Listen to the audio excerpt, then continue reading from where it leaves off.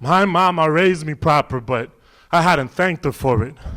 As a teen, I was too bitter blaming her for my dad's absence to even be grateful for it.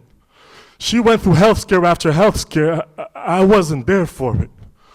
I'm so embarrassed I ignored it. What a deadbeat son I was, behaving just like my father. That fool never bothered.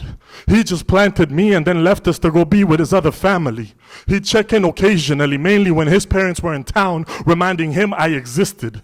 He never gave me much except for these mixtapes he made at the record store that he owned. He never gave me the actual music.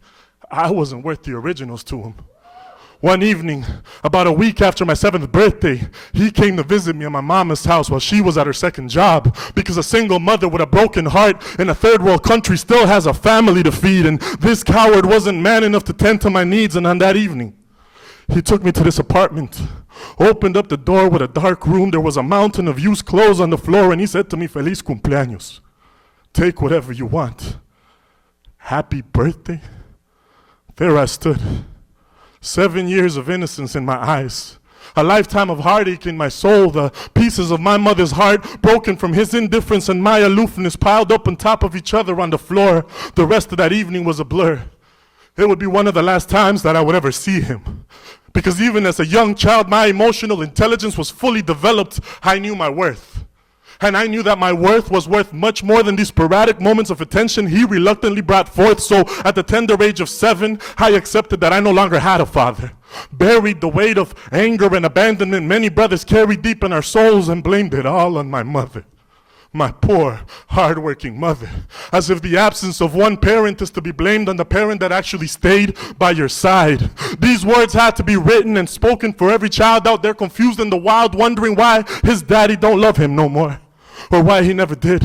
And I know that there's always two sides to every story, but I carry my mother's last name because at the end of the day, she's the only parent that ever did anything for me. You see, I matured at last. Made amends with my mother, became friends with my mother, regained health with my mother. Now I'm fully grown, became a warrior from the wounds that all this drama had brought me, became a man and father figure to many from the lessons that my mama has taught me. One day it struck me, as a child I suffered, but she suffered with me. All she ever wanted was to uplift me. She had to be the man and woman of the house in a misogynist society where an unwed mother was labeled a whore, deemed to be worthless, just like the clothes piled up on that floor. She had to do it all, raise this ungrateful son through it all, heal our broken hearts through it all, pay the mortgage through it all, become a refugee through it all. She could have thrown it all away from the beginning, but our love is golden now. We made it through the 7th inning, smiles unfolding now. Thank you, Mama, we are healing. The child you raised is raising others now.